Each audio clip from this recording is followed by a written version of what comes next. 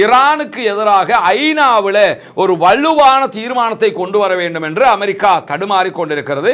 குறிப்பாக அமெரிக்காவுக்கு ஆதரவாக அரபு நாடுகள் சிலதும் ரொம்ப இதற்கான ஏற்பாடுகளை செய்கிறார்கள். பஹ்ரைனுடைய தீர்மானத்தில் ஹொர்முஸை தரங்க, ஹொர்முஸ்ல தொடர்ந்து அநியாயம் பண்ணிக்கிட்டு இருக்குது ஈரான் என்கிற விதமான தீர்மானத்தை கொண்டு வந்திருக்கிறீர்கள். இது நியாயம் அல்ல. நீங்க நியாயத்தின் பக்கம் நின்னீங்கன்னா நாங்களும் தீர்மானத்தை ஆதரிக்க போறோம். இரவு நேரத்தில் கைப்பற்றிய ஈரானுடைய IRGC படைப்பிரிவினர் கப்பலை உடனடியாக எடுத்துக்கொண்டு ஈரானுடைய கடல் எல்லைக்கு கொண்டு வந்திருக்கிறார்கள் என்கிற செய்திகள் வெளியாகி இருக்கிறது. தெஹ்ரானில் இருந்து செய்தி வழங்கக்கூடிய அல் ஜசீராவினுடைய பத்திரிகையாளர்கள் சொல்லக்கூடிய தகவல்கள் பிரகாரம் ஈரானுடைய கடற்படையினுடைய ரேஞ்சர்களும் மரைன் படைப்பிரிவினரும் சேர்ந்துதான் இந்த கப்பலை கைப்பற்றி இருக்கிறார்கள் என்கிற செய்திகளும், தொடர்ந்து கப்பல் தெற்கு கடற்கரைக்கு ஈரானுக்குள்ளேயே கொண்டு வரப்பட்டிருக்கிறது என்கிற செய்திகளையும் சொல்லுகிறார். அதே நேரம்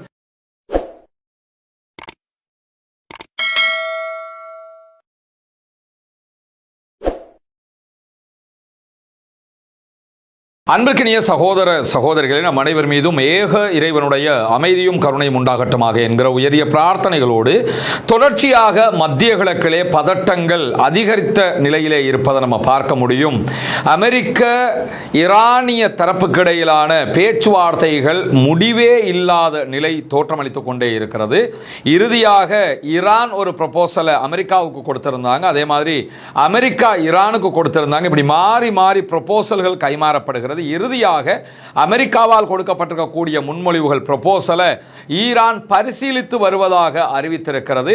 அது தொடர்பான பதில்களையும் விரைவில் நாங்கள் கொடுப்போம் என்கிற செய்திகளையும் சொல்லியிருக்கிறார்கள். இதே நேரத்தில் அமெரிக்க அதிபர் டொனால்ட் ட்ரம்ப் ஈரானுடனான கதையாடல்கள் சிறப்பாக முன்னகர்ந்து கொண்டிருக்கின்றன, ஆனால் விரைவிலேயே ஈரான் கையெழுத்திடுவது நல்லது என்கிற விதமான பேச்சுக்களை எல்லாம் பேசியிருக்கிறார். தொடர்ச்சியாக ஈரானுக்கும் அமெரிக்காவுக்கும் இடையிலான இந்த முருகல் நிலை காரணமாக ஹொர்முஸ் ஜலசந்திய மொத்தமாக இழுத்து மூடியிருக்கிறது ஈரானுடைய IRGC ராணுவ பிரிவு. அதே நேரம் ஈரானுக்குள் செல்கிற கப்பல்களை தடுத்து வருகிறது அமெரிக்கா என்கிற இந்த பிரச்சனையில் மத்திய கிழக்கு கல்ஃப் கண்ட்ரீஸ்கள் மட்டுமல்லாம உலகம் முழுவதும் இருக்கக்கூடிய அனைத்து நாடுகளும் பலவிதமான சங்கடங்களையும் பிரச்சனைகளையும் துன்பங்களையும் சந்தித்து வருகிறது. இதனுடைய உச்சம் எந்த அளவுக்கு என்று சொன்னால் அமெரிக்காவிலேயே சமையல் எரிவாயுனுடைய விலை உச்சம் தொட்டிருக்கிறது. அமெரிக்காவில் பெட்ரோலுடைய விலை அதிகரித்திருக்கிறது. அதை தாண்டி இன்றைக்கு வெளியாக இருக்கக்கூடிய தகவல் பிரகாரம் முதல் தடவையாக இந்த ஹொர்முஸ் பிரச்சனை வந்ததற்கு பிறகு சீனா உள்நாட்டுக்குள் பெட்ரோலுடைய விலையை அதிகரித்திருக்கிறது என்கிற தகவல்களும் வெளியாகி கொண்டிருக்கிறது. எனவே இது எல்லா நாடுகளுக்கும், வளர்ச்சி குறைந்த நம்மள மாதிரி நாடுகளுக்கு மட்டுமல்ல, வளர்ந்த பல நாடுகளுக்கும் கூட மிகப்பெரிய சங்கடமான ஒரு நிலையை தோற்றுவித்திருக்கக்கூடிய சூழலை நம்ம பார்க்க முடியும். இப்படியான நிலையில தான் இன்றைய நாள் ஓமான் கடல் எல்லையில் இருந்த ஹொர்முஸினுடைய எல்லை சார்ந்து இருந்த ஒரு கப்பலை ஈரானுடைய IRGC கடற்படை பிரிவினர் கைப்பற்றி இருக்கிறார்கள் என்கிற செய்திகள் வெளியாகி இருக்கிறது. IRGC வெளியிட்டிருக்கக்கூடிய செய்தி பிரகாரம் பார்படாஸினுடைய கொடியை ஏந்தி கொண்டு சென்றிருந்த ஒரு கப்பலை தான் அவர்கள் கைப்பற்றி இருக்கிறார்கள். ஓஷன் கோய் என்கிற கப்பல் தான் இன்றைக்கு IRGC படைகளால் கைப்பற்றப்பட்டிருக்கிறது. அது தொடர்பான வீடியோக்களையும் அவர்கள் வெளியிட்டிருக்கிறார்கள். முன்னால் நீங்கள் அந்த வீடியோக்களுடைய காட்சிகளை பார்க்க முடியும். கப்பலை கைப்பற்றுகிற ஈரானுடைய IRGC படைப்பிரிவினர் அந்த கப்பலுக்குள்ள ஏறி அந்த கப்பலை கைப்பற்றுகிறார்கள். அது தொடர்பான புகைப்படங்களும் வெளியாகி இருக்கிறது. இரவு நேரத்தில் தான் அந்த கப்பலை அவங்க கைப்பற்றுகிற காட்சிகள் வெளியாகி இருக்கிறது. இரவு நேரத்தில் கைப்பற்றிய ஈரானுடைய IRGC படைப்பிரிவினர் கப்பலை உடனடியாக எடுத்துக்கொண்டு ஈரானுடைய கடல் எல்லைக்கு கொண்டு வந்திருக்கிறார்கள் என்கிற செய்திகள் வெளியாகி இருக்கிறது. தெஹ்ரானில் இருந்து செய்தி வழங்கக்கூடிய அல் ஜசீராவினுடைய பத்திரிகையாளர்கள் சொல்லக்கூடிய தகவல்கள் பிரகாரம் ஈரானுடைய கடற்படையினுடைய ரேஞ்சர்களும் மரைன் படைப்பிரிவினரும் சேர்ந்துதான் இந்த கப்பலை கைப்பற்றி இருக்கிறார்கள் என்கிற செய்திகளும், தொடர்ந்து கப்பல் தெற்கு கடற்கரைக்கு ஈரானுக்குள்ளேயே கொண்டு வரப்பட்டிருக்கிறது என்கிற செய்திகளையும் சொல்லுகிறார். அதே நேரம் இதுவரைக்கும் ஈரான் 3 மாபெரும் டேங்கர் கப்பல்களை கைப்பற்றி இருக்கிறது என்கிற செய்திகளையும் நம்ம பார்க்க முடியும். எனவே உங்களுக்கு நாங்க எந்த விதத்திலையும் குறைந்தவர்கள் அல்ல அல்லது பின்வாங்குகிறவர்கள் அல்ல என்பதை தொடர்ந்து நிரூபிக்கும் விதமாக அமெரிக்காவுக்கு பதிலடியை கொடுத்து கொண்டே இருக்கிறது ஈரான். ஈரான் ஹொர்முஸை மூடி வச்சு ஒரு மாபெரும் அழுத்தத்தை கொடுக்கிற அதே நேரம் கப்பல்களையும் கைப்பற்றுகிறது. பகிரங்கமாகவே இந்த கப்பலை கைப்பற்றி இருக்கிறது என்கிற செய்திகள் ஒரு அதிர்ச்சிகரமான செய்தியாகவும் நம்ம பார்க்க முடிகிற அதே நேரத்தில் இன்றைக்கு இந்த கப்பல் கைப்பற்றப்பட்டது தொடர்பாகவும் இன்னும் மேலதிகமான சில செய்திகளையும் வெளியிட்டிருக்கக்கூடிய ஈரானுடைய IRGC ராணுவ பிரிவினர் ஒரு செய்தியை சொல்லியிருக்கிறாங்க. என்னன்னு கேட்டா, பயங்கரமான கோரைப்பற்களை காட்டுவது என்பது புன்னகைப்பதாக அர்த்தம் இல்லை என்று சொல்லியிருக்கிறார்கள். கோரப்பல் இருக்குதா இல்லையா, இந்த கோரப்பல்ல காட்டுறதுங்கிறது சிரிக்கிறோம்ங்கிறதுக்கான அர்த்தம் இல்லை. நாங்கள் கோரப்பல்ல காட்டினோம்னா நீங்கள் கோவப்படுறோம்னு தான் புரியணும். உலகத்தில் எல்லாரும் அப்படி தான் புரிவாங்க. ஆனால் அமெரிக்கா வந்து சிரிக்கிறோம்னு நினச்சிக்கிட்டு இருக்கிறீங்க போல, நாங்கள் சிரிக்கல கோபமாக இருக்கிறோம்னு புரிஞ்சுக்கிறோங்கன்னு சொல்லி இந்த வாசகத்தோடு தான் IRGCயினுடைய இராணுவ பிரிவு இன்றைக்கு அறிக்கை வெளியிட்டிருக்கிறது. அதில் அவங்க என்ன சொல்கிறாங்கன்னு கேட்டால், ஹொர்முஸ் ஜலசந்தியை நோக்கி வந்த அமெரிக்காவினுடைய போர்க்கப்பல்களை இன்றைக்கு ஈரானுடைய IRGC படைப்பிரிவினர் குரூஸ் ஏவுகணைகள் மூலமாக தாக்கி விரட்டி அடித்திருக்கிறார்கள். எனவே நாங்கள் அமைதியாக இருக்கிறோம்னு உள்ள வந்துடலாம்னு நினைக்காத, கோரப்பல்ல காட்டும் போதே நீ புரிஞ்சுக்கிறேன்னு கோபமாக இருக்கிற சொல்லி சிரிச்சுக்கிட்டு இருக்கிற உள்ள வராதுங்கிறது அவர்களுடைய அறிவிப்பு. அதாவது வியாழக்கிழமை இரவு யுத்த நிறுத்தத்தை மீறி அமெரிக்காவினுடைய படைகள் ஈரானுடைய எண்ணெய் கப்பல்களை தாக்குவதற்காக உள்ள நுழையறதுக்கு முற்பட்ட நேரம் இந்த பதிலடி தாக்குதல்களை ஈரானுடைய IRGC நடத்தி இருக்கிறது. ஹொர்முஸ் ஜலசந்திக்கு அருகில தான் இந்த தாக்குதல்கள் நடத்தப்பட்டிருக்கிறது. அமெரிக்காவினுடைய போர்க்கப்பல்கள் மீதும் குரூஸ் ஏவுகணைகள் மூலமாக இந்த தாக்குதல்கள் நடத்தப்பட்டிருப்பது மட்டுமல்லாமல் போட் ட்ரோன்கள் மூலமாகவும் இந்த தாக்குதல்கள் நடத்தப்பட்டிருக்கிறது. எனவேதான் இந்த பதிலடியை தொடர்ந்து அமெரிக்காவுடைய போர்க்கப்பல்கள் தங்களுடைய பாதைகளை மாற்றி பின்வாங்கி இருக்கிறது, திரும்பி சென்றிருக்கிறது என்கிற செய்திகளையும் இன்றைக்கு அவர்கள் வெளியிட்டிருக்கிறார்கள். எனவே தொடர்ந்து ஈரானும் பதிலுக்கு பதில் என்கிற ரேஞ்சில் நின்றுகிட்டு சண்டை பிடிச்சுக்கிட்டே இருக்கிறாங்க. ஆனா கேட்டா மத்திய கிழக்குல அமைதி திரும்பி இருக்கிறதுங்கிறது டொனால்ட் ட்ரம்ப். தற்போது சீஸ்ஃபயர் யுத்த நிறுத்தம்ங்கிறாரு. யுத்த நிறுத்தத்தை மீறி அவங்க இந்த மாதிரி வேலைகளை பார்க்கும்போது தான் ஈரானும் அதற்குரிய வேலைகளை பார்த்து கொண்டிருக்கக்கூடிய சூழல்ல சற்று நேரத்துக்கு முன்பதாக, இந்த வீடியோ நம்ம ரெக்கார்ட் பண்றதுக்கு கொஞ்ச நேரத்துக்கு முன்பதாக அமெரிக்காவுடைய சென்ட்காம் வெளியிட்டிருக்கக்கூடிய அறிவிப்புல என்ன சொல்லியிருக்காங்கன்னா, ஈரானுக்கு சொந்தமான 2 காலியான எண்ணெய் கப்பல்கள் மீது அமெரிக்க படைகள் தாக்குதல் நடத்தி இருக்கின்றன என்கிற செய்திகளை சொல்லியிருக்கிறார்கள். அதில் எண்ணெய் ஏற்றப்பட்டிருக்கவில்லை, ஆனால் காலியான 2 எண்ணெய் கப்பல்களாக அவை இருக்கின்றன. அந்த 2 கப்பல்களையும் நாங்கள் தாக்குதல் நடத்தி இருக்கிறோம் என்று அறிவித்திருக்கிறது அமெரிக்காவினுடைய சென்ட்காம் என்கிற செய்திகள் வெளியாகி இருக்கிறது. ஈரானுடைய துறைமுகத்துக்குள் நுழைவதற்கு இவர்கள் முயற்சி செய்தார்கள், எனவேதான் நாங்கள் தாக்குதல்களை நடத்தி இருக்கிறோம் என்கிறது சென்ட்காம்.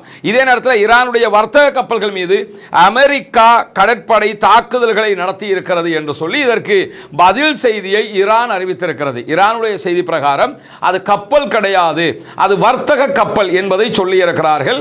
பிசினஸுக்காக வரக்கூடிய ராணுவ கப்பலை எல்லாம் அவங்க தாக்கல, அது வர்த்தக கப்பல் என்று சொல்லி இருக்கிற அதே நேரத்தில் ஈரானுடைய கொடியோடு வந்த வர்த்தக கப்பல் மீது தான் தாக்குதல் நடத்தப்பட்டிருக்கிறது.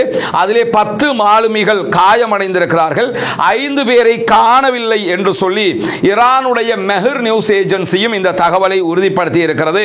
அந்த 10 காயமடைந்த ஈரானை சேர்ந்தவர்களும் உடனடியாக மருத்துவமனைக்கு மாற்றப்பட்டிருப்பதாகவும் மற்ற 5 பேரையும் ஈரானுடைய கடற்படையினர் தேடி வருகிறார்கள் என்கிற செய்திகளும் வெளியாகி இருக்கிறது. எனவே இந்த தாக்குதல்கள் பரஸ்பரம் நடந்து கொண்டுதான் இருக்கிறது. இந்த இடத்துல சீஸ்ஃபயர் என்று சொன்னாலும் நேரடி தாக்குதல்கள் இல்லையே தவிர மத்திய கிழக்கில் குறிப்பாக ஹொர்முஸ்ல ஒரு யுத்தம் நடந்து கொண்டுதான் இருக்கிறது என்பதுதான் இதனுடைய அர்த்தமாக நம்ம புரிய வேணுமேனா, 2 தரப்புமே பதிலடி தாக்குதல்களை கொடுத்து கொண்டே இருக்கக்கூடிய நேரத்தில் தான் ஈரானுக்கு எதிராக ஐநாவில் ஒரு வலுவான தீர்மானத்தை கொண்டு வர வேண்டும் என்று அமெரிக்கா தடுமாறி கொண்டிருக்கிறது. குறிப்பாக அமெரிக்காவுக்கு ஆதரவாக அரபு நாடுகள் சிலதும் ரொம்ப இதற்கான ஏற்பாடுகளை செய்கிறார்கள். அதிலும் குறிப்பாக பஹ்ரைன் இதற்கான எல்லா வேலைகளையும் பார்க்கிறது. இதற்கு முன்பதாகவும் 2 தீர்மானங்களை பஹ்ரைன் அமெரிக்காவோடு இணைந்து ஐநாவினுடைய பாதுகாப்பு சபையில் கொண்டு வந்திருந்தாங்க. ஆனால் அந்த தீர்மானங்கள் தோற்கடிக்கப்பட்டிருந்த நிலையில தான் மீண்டும் ஒரு தீர்மானத்தை அமெரிக்காவோடு இணைந்து பஹ்ரைன் கொண்டு வந்திருந்தது. அந்த தீர்மானம் தொடர்பாக இன்றைக்கு அறிக்கை வெளியிட்டிருக்கக்கூடிய ஈரான் என்ன சொல்றாங்கன்னு சொல்லி சொன்னா, இந்த தீர்மானத்தை நாங்கள் உறுதியாக எதிர்க்கிறோம் என்று சொல்லி இருக்கிறார்கள். காரணம் என்னன்னா, எங்க நாடு மேல தாக்குதல் நடத்தப்பட்டது எந்த எந்த விதமான காரணமும் இல்லாமல் நடத்தப்பட்டிருக்கிறது. ஈரான் என்பது அமெரிக்காவினுடைய எல்லையில் இருக்கக்கூடிய நாடு கிடையாது. நாங்களும் அமெரிக்காவும் கடற்கரையை பகிர்ந்து கொள்ளவும் இல்லை, கடலை பகிர்ந்து கொள்ளவும் இல்லை, நிலத்தை பகிர்ந்து கொள்ளவும் இல்லை. எனவே எங்களுக்கும் அமெரிக்காவுக்கும் இடையில நில ரீதியாகவோ கடல் ரீதியாகவோ எவ்விதமான தொடர்பும் இல்லை என்று இருக்கும் போது எங்களை தேடி வந்து தாக்குதல் நடத்தி யுத்தம் பண்ணி எங்களுக்கு அநியாயம் பண்ணது அமெரிக்கா. எனவே கொண்டு வருகிற தீர்மானத்தில் அமெரிக்கா செய்த அநியாயத்தை தான் சுட்டிக்காட்டணுமே தவிர பஹ்ரைனுடைய தீர்மானத்தில் ஹொர்முஸை தரங்க, ஹொர்முஸ்ல தொடர்ந்து அநியாயம் பண்ணிக்கிட்டு இருக்குது ஈரான் என்கிற விதமான தீர்மானத்தை கொண்டு வந்திருக்கிறீர்கள். இது நியாயம் அல்ல. நீங்க நியாயத்தின் பக்கம் நின்னீங்கன்னா நாங்களும் தீர்மானத்தை ஆதரிக்க போறோம்.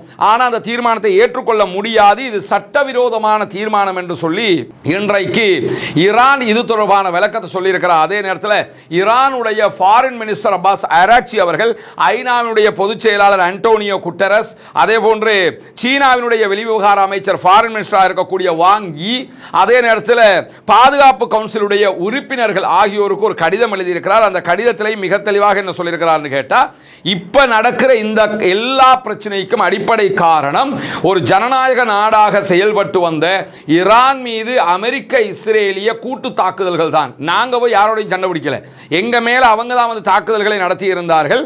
இப்படி தாக்குதல்களை நடத்தினது மட்டுமல்லாமல் இப்ப கூட ஆக்கிரமிப்பு ராணுவங்கள் ஹொர்முஸ் ஜலசந்தியில நின்னுக்கிட்டு தான் இருக்கிறாங்க.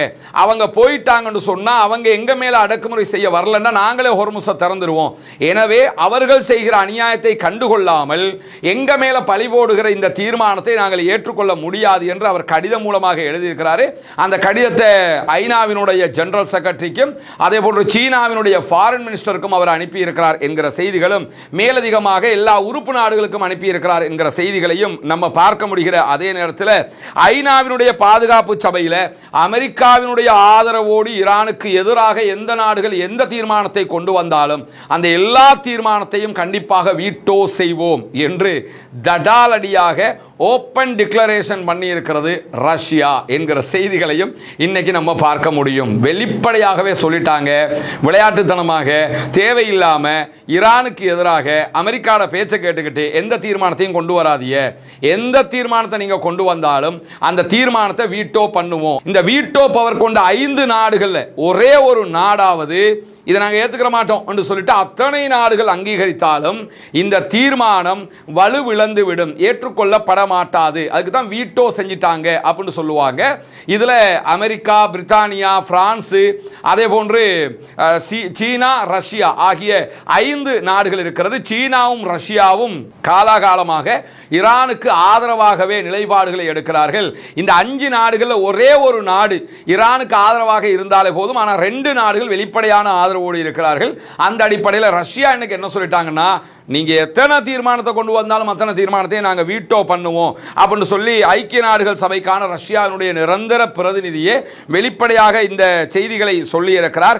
எனவே ஈரானுக்கு எதிராக நீங்கள் அநியாய தீர்மானங்கள் கொண்டு வருவது கால விரயம், டைம் வேஸ்ட் அப்படின்னு சொல்லி அவருடைய அறிவிப்பில் நம்ம பார்க்க முடியும். அதை தாண்டி ஈரானை தனிமைப்படுத்துகிற வாஷிங்டனுடைய அமெரிக்காவினுடைய முயற்சிகளை ஒருபோதும் நாங்கள் வெல்ல வைக்க விடமாட்டோம் அப்படின்னு சொல்லியிருக்கிறாங்க. ஈரானை நீங்க தனிமைப்படுத்த பார்க்குறீங்க, அதுக்கு நாங்கள் எப்பொழுதுமே இடம் கொடுக்க மாட்டோம் என்று சொல்லி வெளிப்படையாக சொல்லியிருக்கக்கூடிய நேரத்தில் ஈரானில் இருந்து ஏவப்பட்ட 2 ஏவுகணைகளையும் 3 ஆளில்லா விமானங்களையும் நாங்கள் சுட்டு வீழ்த்தி இருக்கிறோம், இடைமறுத்தி தாக்கி இருக்கிறோம் என்று சொல்லி ஐக்கிய அரபு எமிரேட்ஸ் வெளியிட்டிருக்கக்கூடிய அறிவிப்பை நம்ம பார்க்க முடியும். கூட்டு குர்பான் திட்டம் கடந்த ஆண்டை போன்று இந்த ஆண்டும் செயல்படுத்துவதற்கான அறிவிப்பாகத்தான் இந்த செய்தியை உங்ககிட்ட நாங்க சொல்ல இருக்கிறோம். கடந்த ஆண்டும் நம்ம நபிகள் நாயகம் ஸல்லல்லாஹு அலைஹி வஸல்லம் அவர்களுடைய வழிகாட்டுதல் பிரகாரம், திருமறை குர்ஆனுடைய வழிமுறைகள் பிரகாரம் கூட்டு குர்பான் திட்டத்தில் குர்பானி பங்குகளை இணைத்து ஏழை எளிய மக்களுக்கு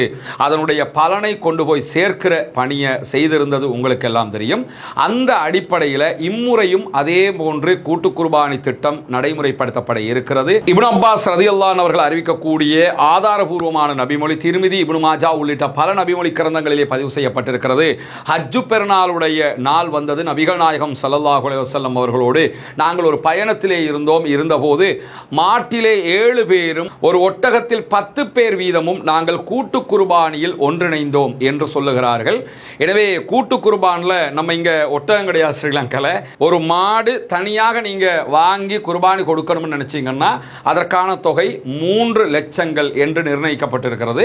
இதே நேரத்தில் ஒரு பங்காக கொடுக்கணும்னு விரும்பினீங்க என்று சொல்லி சொன்னா 7 பேர் இணைந்து ஒரு பங்கு என்கிற விதத்தில் ஒரு பங்கினுடைய விலை 43,000 இலங்கை ரூபாய்கள் என்று நிர்ணயிக்கப்பட்டிருக்கிறது. ஏழை எளிய மக்களுக்கு இதனுடைய பலன்கள் போய் சேரும் விதமாக இந்த கூட்டு குர்பானியுடைய திட்டத்திலே இணைய விரும்புகிற சகோதரர்கள் முன்னால் தெரிகிற நம்முடைய வங்கி கணக்கிலக்கத்திற்கு உங்களுடைய குர்பானுடைய பங்குகளுக்கான பணத்தொகைகளை அனுப்பி வைக்க முடியும். வெளிநாடுகளிலிருந்து இணைய விரும்புகிற சகோதரர்கள் இதற்கான பணத்தை அனுப்ப முடியாது எனும் பட்சத்தில் முன்னால் தெரிகிற என்னுடைய வாட்ஸ்அப் இலக்கத்திற்கு நீங்கள் தொடர்பு கொண்டீங்கன்னா எப்படி நீங்கள் பணம் அனுப்புவது என்கிற விவரங்கள் நம்ம உங்களுக்கு சொல்வதற்கு தயாராக இருக்கிறோம். எனவே கூட்டு குர்பானி திட்டத்திலே நபி வழி பிரகாரம் ஒன்றிணைந்து ஐக்கிய அரபு எமிரேட்ஸ் மேல UAE மேல திடீரென்று சில நாட்களாக தாக்குதல்களை நடத்தி வருகிறது ஈரான் என்கிற செய்திகள் நமக்கெல்லாம் தெரியும். ஐக்கிய அரபு எமிரேட்ஸ் OPEC கூட்டமைப்பிலிருந்து வெளியேறி இருக்கிறாங்க. அதே போன்று OPEC பிளஸ் கூட்டமைப்பிலிருந்து வெளியேறி இருக்கிறாங்க. அதே நேரத்தில் சவுதி அரேபியாவோடு வெளிப்படையான ஒரு பகைமையை தற்போது உருவாக்கி கொண்டே இருக்கிறது UAE. அதை தாண்டி அவர்களுக்கும் பாகிஸ்தானுக்கும் இடையில வெளிப்படையான முருகல் நிலை இருக்கிறது. கல்ஃப் கண்ட்ரீஸை விட்டு தனித்து நிற்கிறது UAE. மொத்தமாக இஸ்ரேலுக்கும் அமெரிக்காவுக்கும் ஆதரவாக அவங்க இருக்கிறாங்க. எனவே தான் UAE மேல மட்டும் தனித்த தாக்குதல்களை நடத்தி வருகிறது ஈரான். இன்றைக்கு நடத்தப்பட்ட தாக்குதல்களில் UAE இருக்கக்கூடிய ஒரு எண்ணெய் கிடங்கு தீப்பற்றி எரியக்கூடிய செய்திகள் வெளியாகி இருக்கிறார். அதே நேரம் நடத்தப்பட்ட தாக்குதல்களில் 3 பேர் மிதமான காயங்களோடு உயிர் தப்பி இருக்கிறார்கள் என்கிற செய்திகளையும் இன்றைக்கு ஐக்கிய அரபு அமீரகத்தினுடைய பாதுகாப்பு அமைச்சகம் வெளியிட்டிருக்கக்கூடிய அறிவிப்புகளில் நம்ம பார்க்க முடிகிற அதே நேரத்தில் இன்றைய நாள் இஸ்ரேலுக்குள்ள ஈரானுக்காக உளவு பார்த்த குற்றச்சாட்டில் 4 இஸ்ரேலியர்கள் யூதர்கள் கைது செய்யப்பட்டிருக்கிறார்கள் என்கிற செய்திகளை இஸ்ரேல் அறிவித்திருக்கிறது. குறிப்பாக இந்த 4 பேர்ல 3 பேர் ராணுவத்தில் பணியாற்றுகிற சோல்ஜர்ஸ் அப்படின்னு சொல்லியிருக்கிறாங்க. ஒருவர் பொதுமகனாக இருக்கிறார் என்று சொல்லி இருக்கிறார்கள். இதை வைனட் இஸ்ரேலுடைய எடியோத் அஹ்ரனோத் இதை வெளியிட்டிருக்கிறது. அதே நேரத்தில் இந்த உளவு பார்த்த யாரையும் ஈரான் தொடர்பு கொண்டு நீங்க உளவு பாருங்க என்று சொல்லல. இவங்களே ஈரானுக்கு தொடர்பு கொண்டு நாங்க உளவு பார்க்கிறோம், சேலரி தாங்க அப்படின்னு சொல்லி சேலரி பெற்று உளவு பார்த்திருக்கிறார்கள். எனவே அவர்கள் மார்ச் மாத கடைசியில் கைது செய்யப்பட்டிருக்கிறாங்க. தற்போது அவர்கள் மீது குற்றப்பத்திரிகை தாக்கல் செய்யப்பட்டிருக்கிறது. அவர்களுக்கு எதிரான நடவடிக்கைகளை நாங்கள் மேற்கொண்டு வருகிறோம் என்று சொல்லி இருக்கிறது இஸ்ரேல். இப்ப நீங்க என்ன பாத்தீங்கன்னா ஈரானுக்கு உளவு பார்த்திருக்கிறாங்க. இஸ்ரேலை பொறுத்தவரை அது தேச துரோக குற்றம் தானே, அதுதானே அரெஸ்ட் பண்ணியிருக்கிறான். இதைத்தானே ஈரானும் பண்றான். ஈரானுக்கு எதிராக இஸ்ரேலுக்காக உளவு பார்த்தா அவங்கள பிடிக்கிறாங்க, நீதிமன்றத்தில் நிறுத்துறாங்க, தீர்ப்பு கொடுக்கப்படுகிறது, மரண தண்டனை நிறைவேற்றுறாங்க. தேச துரோக குற்றம் எந்த நாட்டில் எவன் செஞ்சாலும் அந்தந்த நாடு அந்த முடிவை தானே எடுக்கும். இப்ப யாராவது இஸ்ரேல்காரர்கள் கைது செய்திருக்கிறார்கள், இது நியாயமாண்டு நாக்கில் பல்லுப்படாம பேச வருவாங்க நினைக்கிறீங்க? ஈரான்காரன் செஞ்சா மட்டும் பேசுறவங்க இஸ்ரேல்காரங்க செஞ்சா பேச மாட்டேங்கிறாங்க. இதுதான் இவர்களுடைய நவீன ஜனநாயகம் என்பதையும் நாம் புரிந்து கொள்ள வேண்டியிருக்கிறது. எனவே இந்த விவகாரத்தில் ஈரானுக்கு எதிராக உளவு பார்த்ததாக கூறித்தான் இஸ்ரேல் இந்த 4 பேரையும் கைது செய்திருக்கிறார்கள். மேலதிக தகவல்கள் வரும்போது அவற்றையும் உங்களோடு நாம் பகிர்ந்து கொள்வதற்கு தயாராக இருக்கிறோம். எனவே தொடர்ந்து இணைந்திருங்கள். ரஸ்மின் வயசு நியூஸ் மற்றும் ரஸ்மின் டாக்ஸ் ஆகிய 2 சேனல்களோடு. ஆக்கிரமிப்புகள் ஓய வேண்டும், ஆக்கிரமிப்பாளர்கள் ஓய வேண்டும், ஆக்கிரமிப்புகள் ஓய்ந்து மத்திய கிழக்கிலும் முழு உலகிலும் அமைதி திரும்ப வேண்டும் என்கிற உயரிய பிரார்த்தனைகளோடு ஆக்கிரமிப்பாளர்களுக்கு எதிராக தொடர்ந்தும் ஜனநாயக ரீதியாக குரல் எழுப்புவோமாக. வாஹிர் தஅவானா அல்ஹம்துலில்லாஹி ரப்பில் ஆலமீன்.